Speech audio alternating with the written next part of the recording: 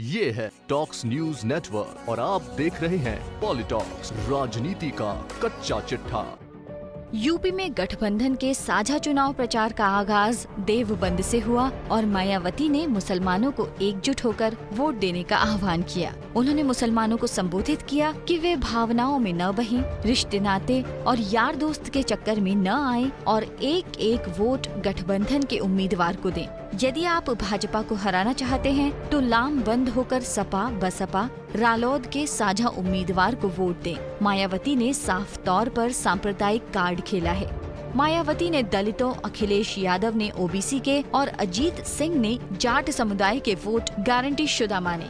मुसलमानों का आह्वान इसलिए किया ताकि उनका एक हिस्सा कांग्रेस की ओर न चला जाए। लिहाजा सपा अध्यक्ष अखिलेश यादव ने भाजपा कांग्रेस को एक जैसी पार्टियां करार दिया। एक जैसी नीतियां, एक जैसी सियासत और एक ही सिक्के के दो पहलू।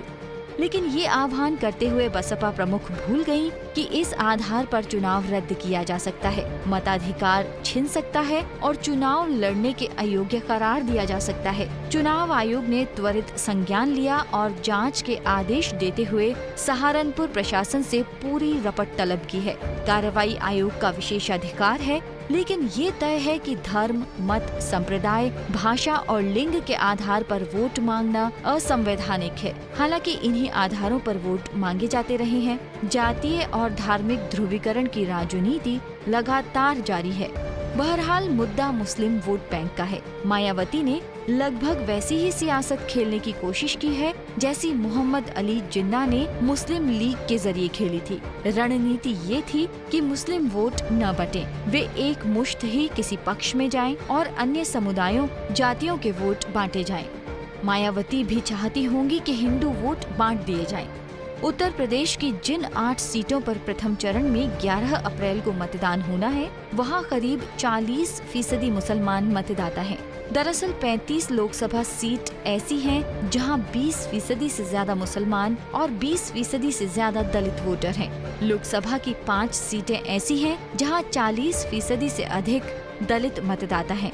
उत्तर प्रदेश में मुसलमान औसतन 18% से ज्यादा हैं। मायावती, अखिलेश, अजीत सिंह की निगाहें उत्तर प्रदेश के मुस्लिम, यादव, जाटव और जाट वोट बैंक पर तो टिकी हैं। उसके अलावा ब्राह्मण तथा अन्य अगड़ों के वोट सोने में सुहागा साबित हो सकते हैं। इस राजनीति पर उत्तर प्रदेश की भाजपा सरकार में मंत्री सिद्धार्थ नारायण सिंह ने तुरंत ट्वीट किया, गठबंधन को मुसलमान के वोट चाहिए तो 80% से ज्यादा हिंदुओं का उलट ध्रुवीकरण भी हो सकता है। उन 80% वोटरों से डरना चाहिए। जय श्री राम।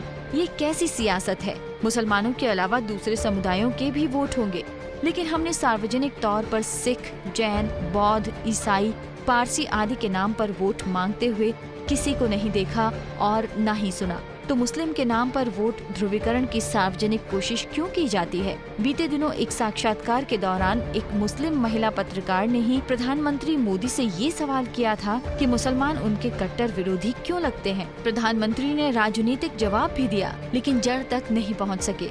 चुनावी यथार्थ ये है कि ज्यादातर मुसलमान प्रधानमंत्री मोदी से विरोध का भाव रखते हैं। सिर्फ गोधरा कांड इसकी बुनियादी वजह नहीं हो सकती, क्योंकि उसमें मोदी किसी भी जांच में दोषी साबित नहीं हुए और सर्वोच्च न्यायालय तक किसी ने भी उन्हें दंडित नहीं किया। विरोधी पक्ष इसी का फायदा उठाते हुए मुसलमानों को लामबंद करने की कोशिश कर रहा है। मायावती ने भी वही कार्ड चला है।